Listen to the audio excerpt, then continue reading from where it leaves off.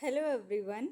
देखो, environment and ecology का जो पेपर चल रहे थे उसमें दो पेपर कर चुके हैं। आज अपना ये थर्ड है और लास्ट ये क्या बोलते हैं इसको, मिनी टेस्ट है। इसके बाद दो मेजर टेस्ट हैं। शायद ही इनको अपलोड कर पाऊँ, लेकिन आप सिर्फ मिनी टेस्ट से ही अज्यूम कर सकते हैं किस तरीके के क्वेश्चंस आने वाले हैं। ठीक है, काफ़ी अच्छे सर ने प्रिपेयर करें। तो बिना किसी देरी के स्टार्ट करते हैं इस पेपर को।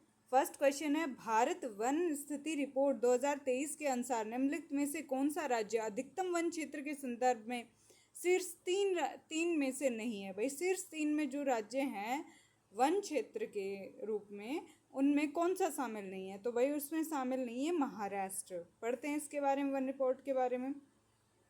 देखो, देश का वन व वृक्ष आवरण 8,27,367 वर्ग किलोमीटर है, जो देश के भौगोलिक क्षेत्रफल का 25.17% है, जिनमें से 7,15,343 वर्ग किलोमीटर 21.76% वनावरण और 1,12,014 वर्ग किलोमीटर 3.41% वृक्ष आवरण है। वर्ष 2021 की तुलना में देश में वन और वृक्षावरण में 1445 वर्ग किलोमीटर की वृद्धि हुई है, जिसमें वन आवरण में 156 वर्ग किलोमीटर और वृक्ष आवरण में 1289 वर्ग किलोमीटर वृद्धि शामिल है। वन व वृक्ष आवरण में अधिकतम वृद्धि दर्शाने वाले राज्य हैं भाई छत्तीसगढ़, उत्तर प्रदेश, उड़ीसा और राजस्थान। वन आवरण में क्षेत्रफल की दृष्टि से सबसे अधिक और वृक्ष आवरण वाले तीन शेष राज्य कौन से हैं भाई? मध्य प्रदेश, अरुणाचल प्रदेश और महाराष्ट्र। क्षेत्रफल की दृष्टि से सर्वाधिक वनावरण वाले तीन राज्य, अब वनावरण वाले पूछ रहे हैं तीन राज्य, तो वो हैं मध्य प्रदेश, अरुणाचल प्रदेश और छत्तीसगढ़। कुल भौगोलिक क्षेत्रफल की तुलना में वन आवरण के प्रतिशत की दृष्टि लक्षद्वीप में 91.33% सबसे अधिक वन आवरण है, जिसके बाद मिजोरम में 85.34%, फिर उसके बाद अंडमान निकोबार में 81.62% है।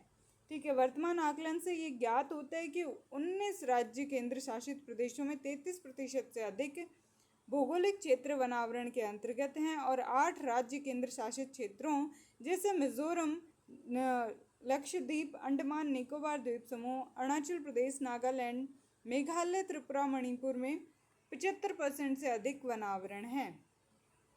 नेक्स्ट क्वेश्चन आता है, COP28 में हुए अंतिम समझौते में निम्नलिखित में से कौन सा संकल्प वर्ष 2050 तक नेट शून्य का लक्ष्य प्राप्त करने से संबद्ध है? भाई, जीवाश्म ईंधन की चरणबद्ध समाप्ति, या फिर मीथेन उत्सर्जन में कटौती, या फिर अनुकूलन पर वैश्विक लक्ष्य और जलवायु समुत्थान। आई थिंक मीथेन वाला है शायद, नहीं यार, जीवाश्म ईंधन की चरणबद्ध समाप्ति। पढ़ते हैं इसके बारे में। COP28 दुबई 2023 के अंतिम ग्लोबल स्टॉक टेक एग्रीमेंट में यह ऐतिहासिक रूप से पहली बार दर्ज किया गया कि सभी देशों को फॉसिल फ्यूल्स की चरणबद्ध समाप्ति की दिशा में काम करना होगा। यह कदम 2050 तक वैश्विक नेट शून्य उत्सर्जन प्राप्त करने के लिए अत्यंत महत्वपूर्ण है। संबंधित बिंदु भाई, नेट जीरो का मतलब होता है उत्सर्जित ग्रीन हाउस गैसों की मात्रा और हटाई जाए और गैसों की मात्रा बराबर होना। फिर नेक्स्ट है भाई, जीवाश्म ईंधन जैसे कोयला, पेट्रोल, डीजल आदि ग्रीन हाउस गैसों के प्रमुख स्रोत हैं, इसलिए इनका चरणबद्ध तरीके से हटाया जाना नेट जीरो लक्ष्य के लिए ज़रूरी है। नेक्स्ट क्वेश्चन आता है, ग्रीन हाउस प्रभाव के संबंध में निम्नलिखित में से कौन सा स्टेटमेंट सही है? यह एक कांच के कक्ष के भीतर घटित हो सकता है जहां कोई भी विकिरण न तो इसमें प्रवेश करता है और न ही इससे होकर वापस लौट सकता है। बात बिल्कुल गलत है। ये कांच के कक्ष के भीतर घटित हो सकता है जहां दीर्घ तरंगदैर्ध्य अवरक्त विकिरण इसमें प्रवेश कर सकता है और लघु तरंगदैर्ध्य अवरक्त विकिरण इसमें से होकर वापस नहीं लौट सकता है। यह एक कांच के कक्ष के भीतर घटित हो सकता है और लघु तरंगदैर्ध्य अवरक्त विकिरण इसमें प्रवेश कर सकती हैं और दीर्घ तरंगदैर्ध्य अवरक्त विकिरण इसमें से होकर वापस नहीं लौट सकती। ये स्टेटमेंट बिल्कुल सही है। तो यही है अपना ग्रीन हाउस प्रभाव। देखो, ग्रीन हाउस प्रभाव का सिद्धांत इस बात पर आधारित है कि सूर्य से आने वाली अल्प तरंगदैर्ध्य विकिरण जैसे दृश्यमान प्रकाश कांच व वायुमंडल से होकर अंदर प्रवेश कर जाती है। यह विकिरण सतह को गर्म करती है और इस सतह पर और वह सतह फिर दीर्घ तरंग दैर्ध्य अवरक्त विकिरण उत्सर्जित करती है। कांच व ग्रीन हाउस गैसें इन दीर्घ तरंगों को बाहर निकलने से रोक देती हैं, जिससे अंदर तापमान बढ़ता है। नेक्स्ट क्वेश्चन है, निम्नलिखित में से किसका उपयोग पराबैंगनी रक्षी कांचों के विनिर्माण में किया जाता है? भाई पराबैंगनी रक्षी कांचों के विनिर्माण में किसका यूज किया जाता है? तो वो यूज किया जाता है भाई सीरियम ऑक्साइड का। पढ़ते हैं इसके बारे में। सीरियम ऑक्साइड CeO2 का उपयोग विशेष रूप से अल्ट्रा वायलेट प्रोटेक्टिव ग्लासेस के निर्माण के लिए किया जाता है, क्योंकि ये यूवी विकिरण को प्रभावी रूप से अवशोषित करता है। ये उच्च तापमान पर भी स्थिर रहता है और दृश्य प्रकाश को पारित करने में सक्षम होते हुए यूवी किरणों को अवरुद्ध करता है। इसलिए चश्मों, लेंसों व अन्य यूवी रक्षक सामग्रियों में यह महत्वपूर्ण अवयव है। नेक्स्ट क्वेश्चन है, निम्नलिखित में से कौन सा राष्ट्रीय उद्यान रामसर कन्वेंशन के अधीन रक्षित जल कुक्कुट वाटरफाउल आवास का एक उदाहरण है? तो भाई ये रामसर कन्वेंशन के अधीन भी है और वाटरफाउल का आवास एक उदाहरण राष्ट्रीय उद्यान है। तो भाई राष्ट्रीय उद्यान केवलादेव राष्ट्रीय उद्यान, बांदीपुर राष्ट्रीय उद्यान, दुधवा राष्ट्रीय उद्यान या जिम कॉर्बेट राष्ट्रीय उद्यान। तो ये हो सकता है केवलादेव। हाँ देखो भाई, केवलादेव राष्ट्रीय उद्यान, जिसे भरतपुर पक्षी अभ्यारण्य भी कहा जाता है, राजस्थान में स्थित है। यह रामसर कन्वेंशन के अंतर्गत एक अधिसूचित वेटलैंड जलाक्रांत स्थल है। यह विशेष रूप से जल पक्षियों के लिए एक महत्वपूर्ण प्रवास पक्षी आवास है। इसे 1981 में रामसर स्थल के रूप में मान्यता दी गई। अन्य विकल्प जैसे भाई बांदीपुर राष्ट्रीय उद्यान, ये कर्नाटक में स्थित है और मुख्यतः बाघ व हाथी जैसे स्थलीय जीवों के लिए प्रसिद्ध है। दुधवा राष्ट्रीय उद्यान उत्तर प्रदेश में स्थित है, लेकिन ये रामसर स्थल नहीं है। जिम कॉर्बेट राष्ट्रीय उद्यान उत्तराखंड में स्थित है, बाघों के संरक्षण के लिए जाना जाता है, लेकिन रामसर साइट नहीं है। ओके, बांदीपुर राष्ट्रीय उद्यान कहाँ? कर्नाटक में, बाघ और हाथियों के लिए। दुधवा उत्तर प्रदेश में, रामसर स्थल नहीं है। बट जिम कॉर्बेट उत्तराखंड में, रामसर साइट नहीं है। नेक्स्ट क्वेश्चन आता है, निम्नलिखित कथनों पर विचार कीजिए। भूतापीय ऊर्जा का उपयोग विद्युत उत्पादन के लिए किया जा सकता है या इसके गर्म जल का उपयोग सीधे उद्योग, कृषि, स्नान और सफाई के लिए किया जा सकता है? ये बात तो बिल्कुल सही है। विद्युत के कुछ अन्य स्रोतों की तुलना में नाभिकीय ऊर्जा प्रायः सस्ती होती है। ताप विद्युत केंद्र टरबाइनों को चलाने हेतु भाप बनाने के लिए जीवाश्म ईंधनों का दहन करते हैं। ये स्टेटमेंट भी सही है भाई, दोनों स्टेटमेंट सही हैं। ये फर्स्ट और थर्ड। पढ़ते हैं इसके बारे में। भूतापीय ऊर्जा का उपयोग न केवल बिजली उत्पादन के लिए बल्कि इसको गर्म जल उद्योग, कृषि, स्नान, सफाई आदि कार्यों में भी किया जाता है। उदाहरण के लिए आइसलैंड में गर्म पानी का उपयोग हीटिंग व कृषि में किया जाता है। सेकंड स्टेटमेंट गलत है, क्योंकि नाभिकीय ऊर्जा की स्थापना लागत बहुत अधिक होती है। हालांकि संचालन लागत अपेक्षाकृत कम होती है, फिर भी इसे सामान्यतः सस्ती नहीं माना जाता जब इसे अन्य स्रोतों जैसे सौर या पवन ऊर्जा से तुलना की जाए। थर्ड स्टेटमेंट सही है, क्योंकि ताप विद्युत संयंत्रों में भाप टरबाइन को चलाने के लिए जीवाश्म ईंधनों जैसे कोयला, डीजल, प्राकृतिक गैस का दहन किया जाता है। नेक्स्ट क्वेश्चन है, मणिपुर की लोकटक झील में फुमड़ी यानी प्लावमान खेतों में निम्नलिखित में से कौन सी मृदा निर्माण प्रक्रिया घटित होती है? लेटराइट भवन या फिर पोर्टजोली भवन या फिर ग्ले भवन या कैल्सी भवन? तो शायद आई थिंक पोर्टजोली भवन, ग्ले भवन होता है, ग्लेजिएशन। पढ़ते हैं इसके बारे में यार। फुमदी ये लोकटक झील में तैरते हुए जैविक वनस्पति स्तर के टुकड़े होते हैं। ये आंशिक रूप से विघटित वनस्पति सामग्री के बने होते हैं। और ये गैलिजेशन क्या होता है भाई? एक मिट्टी निर्माण की प्रक्रिया है। पानी से संतृप्त जल जमाव वाले या दलदली क्षेत्रों में होती हैं। इसमें ऑक्सीजन की कमी के कारण कार्बनिक पदार्थों का अपूर्ण विघटन होता है। यह प्रक्रिया आमतौर पर पिटी व हाइड्रोमॉर्फिक सॉइल्स के निर्माण से जुड़ी होती है। इसलिए लोकटक झील के फ्यूमिड्स में गैलिजेशन प्रक्रिया प्रमुख है। मतलब पीटी और हाइड्रोमॉर्फिक सॉइल्स के निर्माण से जुड़ी रहती है। ओके, ठीक है। नेक्स्ट क्वेश्चन है,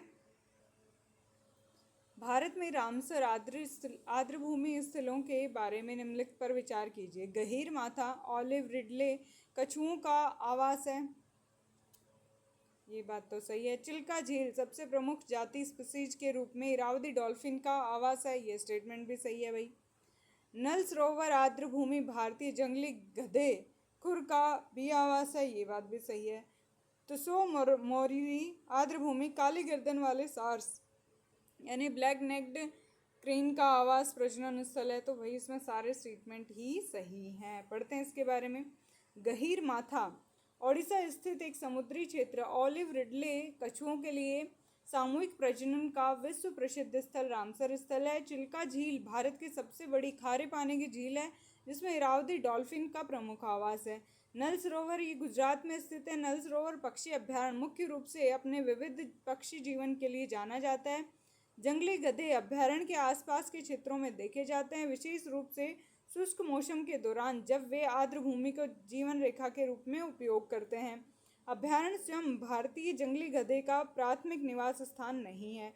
तसो मोरिरी लद्दाख का एक ऊंचाई वाला वेटलैंड ब्लैक नेक्ड क्रेन का एकमात्र प्रजनन स्थल है और ये एक रामसर साइट है। ठीक है, नेक्स्ट क्वेश्चन है, निम्नलिखित में से कौन सी प्रमुख ग्रीन हाउस गैस नहीं है? ग्रीन हाउस गैस नहीं है भाई, ये जलवाष्प या ऑक्सीजन या कार्बन डाइऑक्साइड या मीथेन। तो आई थिंक ऑक्सीजन नहीं है भाई ग्रीन हाउस गैस। देखो ग्रीन हाउस गैस है, जलवाष्प ये सब प्रभावशाली ग्रीन हाउस गैस है। कार्बन डाइऑक्साइड मानव गतिविधियों में सबसे अधिक उत्सर्जित ग्रीन हाउस गैस है। और मीथेन जो है शक्तिशाली ग्रीन हाउस गैस है जो कृषि अपशिष्ट और पेट्रोलियम क्षेत्रों से आती है। Nitrous oxide CFCs and HFCs ये सारी की सारी मानव निर्मित गैसें हैं। ऑक्सीजन जो है ग्रीन हाउस प्रभाव में कोई भूमिका नहीं निभाती है, ये वायुमंडलीय संरचना का एक हिस्सा है, लेकिन ये गर्मी को अवशोषित व उत्सर्जित नहीं करती है। नेक्स्ट क्वेश्चन है, निम्नलिखित में से कौन सी वृक्ष जाति हिमालय पर पाई जाती है? हिमालय पर पाई जाती है तो रोडोडेंड्रॉन तो मिलता है, तो दो तो है ही है, तो ये तो कट गया। रोजवुड, ओक, यार ओक या रोडोडेंड्रॉन दो मिलता है, रोजवुड नहीं मिलता भाई। पढ़ते हैं इसके बारे में। ओक जिसे ब्लूथ कहते हैं, हिमालयी क्षेत्र में विशेष रूप से पश्चिमी व मध्य हिमालय में ओक की विभिन्न प्रजातियां जैसे क्वेरसस लेउकॉर्टिस चौफारा पाई जाती है। रोडोडेंड्रॉन ये अत्यधिक प्रमुख पौधा है जो पूर्वी हिमालय से लेकर सिक्किम, अरुणाचल प्रदेश और उत्तराखंड में पाया जाता है। हिमालयी जैव विविधता का प्रतीक माना जाता है। रोजवुड शीशम, ओ शीशम को बोलते हैं रोजवुड, जिसे डालबेर्जिया एस्पे पता नहीं क्या बोलते हैं यार। यह आमतौर पर प्लेन व उप हिमालयी क्षेत्रों में पाया जाता है। इसकी प्राथमिक उपस्थिति समशीतोष्ण हिमालयी क्षेत्रों में नहीं होती है, इसलिए इसे हिमालय वृक्ष प्रजाति नहीं माना जाता है। नेक्स्ट क्वेश्चन है, निम्नलिखित में से किस रिपोर्ट में धारणीय विकास को ऐसे विकास के रूप में परिभाषित किया गया है जो आने वाली पीढ़ियों की अपनी आवश्यकताएं पूरा करने की क्षमता से समझौता किए बिना वर्तमान पीढ़ी की आवश्यकताओं को पूरा करता है? धारणीय विकास को ऐसे विकास से परिभाषित किया गया है जो आने वाली पीढ़ियों की अपनी आवश्यकताएं पूरी करने की क्षमता से समझौता किए बिना वर्तमान पीढ़ी की आवश्यकताएं पूरा करता है, तो ये है भाई ब्रेटलैंड रिपोर्ट। पढ़ते हैं इसके बारे में। देखो ये है ना, हाँ देखो ब्रेटलैंड रिपोर्ट क्या है भाई, 1987 में, जिसे और कॉमन फ्यूचर भी कहा जाता है, को world commission of environment and development WCED द्वारा प्रस्तुत किया गया था। इस रिपोर्ट ने सस्टेनेबल डेवलपमेंट को परिभाषित किया है, development that meets the need of the present without compromising the ability of future generation to meet their own needs। Next question है, सूची 1 को सूची 2 से मिलाइए भाई। कली वैली, खज्जियार, खेचेओपरिली, बेम्बनाद तो केरल में, तो डी को 2 से मिला दो। फिर अपने पास ये दो तो कट गए लेकिन लास्ट के बच गए,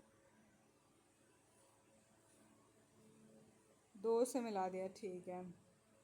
फिर उसके बाद कली वैली, ये कहाँ पर है यार, ये भी थोड़ा थोड़ा सिक्किम, सॉरी कली वैली, वेम्बनाड, ये केरल तमिलनाडु जैसा ही नाम लग रहा है। तो ये भी तमिलनाडु तो फोर्थ आ गया, 4 और 2, ये तो बात तो सही है। अब खाजियार और खेचे ओ पलेरी, खेचे ओ पलेरी,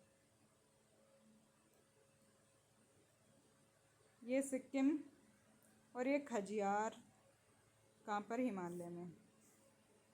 पढ़ लेते हैं भाई। देखो भाई, कालीवेली झील जो है तमिलनाडु में है, खजियार जो है हिमाचल प्रदेश में है, खेचे ओ पलरी ये सिक्किम में है, और वेम्बनाड तो कहाँ पे है भाई, केरल में। नेक्स्ट क्वेश्चन भाई, सुमेलित ही करना है इसमें। सूची फर्स्ट को जलप्रपात का पूछा है, कौन से राज्य में है भाई। सबसे पहले भाई बरकाना, ये सॉरी बरकना, बरकना कहाँ है, ये तो कर्नाटक में है। दूध सागर, ये नहीं पता। दुदुमा, दुदुमा उड़ीसा में है शायद। और किलियूर, ये तमिलनाडु जैसा नाम है। तो दूध सागर का बच गया गोवा।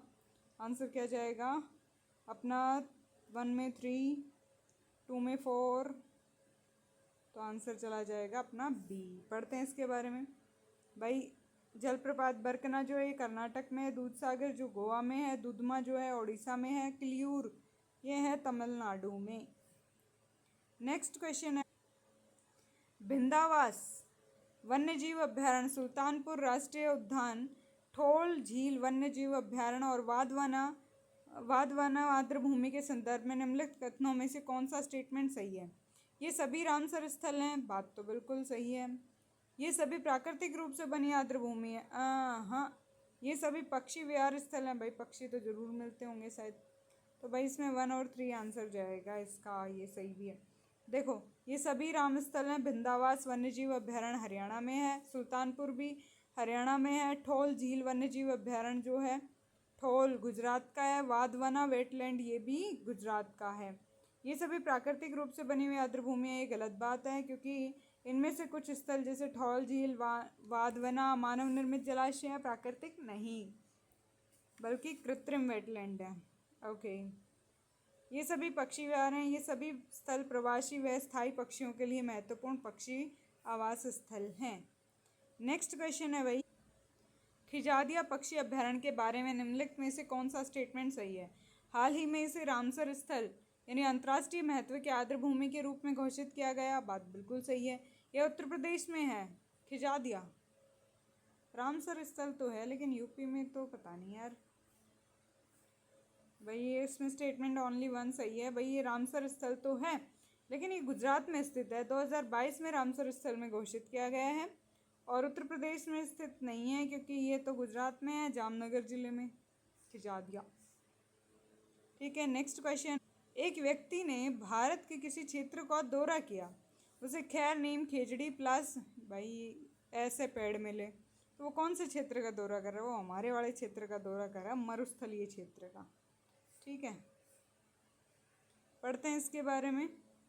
जिन वृक्षों का उल्लेख किया है वो शुष्क और अर्ध शुष्क क्षेत्रों में पाए जाने वाले हैं, जैसे खैर ये भी सूखे में पाया जाता है राजस्थान और उत्तर पश्चिमी भारत। नीम जो है ये गर्म व शुष्क जलवायु में पाया जाता है, खेजड़ी थार के मरुस्थल में, पलाश जो है ये अर्ध शुष्क वनों में पाया जाता है। तो मरुस्थलीय हो गया ना सारा।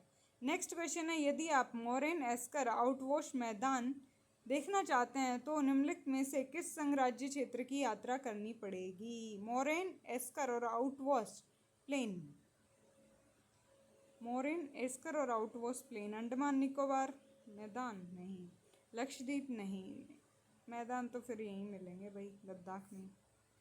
पढ़ते हैं इसके बारे में भाई, सही बात है। मोरेन एस्कर आउटवॉश प्लेन सभी भू आकृतिक स्वरूप हैं जो विशेष रूप से हिमानी प्रक्रियाओं से बनते हैं। मोरेन हिमानी द्वारा लाई गई चट्टानी मिट्टी का ढेर है। एस्कर जो है हिमानी नदियों द्वारा बनाई गई लहरदार रेतीली कंकरीली चट्टानें हैं, और आउटवॉश प्लेन ये हिमानी पिघलने पर नीचे बहते हुए जल द्वारा बनाई गई समतल घाटियाँ हैं। ठीक है भाई, ये सभी हिमनद क्षेत्रों में पाए जाते हैं। भारत में लद्दाख, जास्कर, काराकोरम में ये प्रमुख रूप से देखने को मिलते हैं। नेक्स्ट है, और शायद ये लास्ट क्वेश्चन है, हाँ इसका आंसर देख लिया। देखो यार, अंतर्राष्ट्रीय प्रकृति संरक्षण संघ IUCN ने हाल ही में लाल चंदन वृक्ष को किस श्रेणी में रखा है? तो ये एंडेंजर्ड है ऑब्वियसली, लाल चंदन पुष्पाराज। पढ़ते हैं इसके बारे में। The international union of conversion of nature IUCN list red sanders as endangered. This status was assigned in 2021. The species are also protected under CITES and the Indian Wildlife Protection Act 1972 schedule, ये कौन सा है भाई? 4th, इधर डंडी 4th। Red sanders के endemic to red sanders is endemic to a specific forest region in the eastern Ghat of Andhra Pradesh India. यार ये कभी कभी ना पढ़ते पढ़ते ऐसे हो ही जाता है मेरे को, मतलब ब्लैंक सा हो जाता है। जैसे इतना इजी चीज़ कभी कोई इंसान गलत कर सकता है, मैं ही खुद कभी नहीं करती, लेकिन जैसे पढ़ रहे हैं ना तो कई बार ऐसे दिमाग में से क्या एकदम ब्लैंक सी हो जाती हैं। चलो कोई नहीं, ले ओके, हो गया अपना रिवीजन मिनी टेस्ट का, एनवायरनमेंट एंड इकोलॉजी का। बाकी और भी सब्जेक्ट्स का मोस्टली हो गया है, बाकी अपन खुद करते हैं। Okay, bye bye, take care.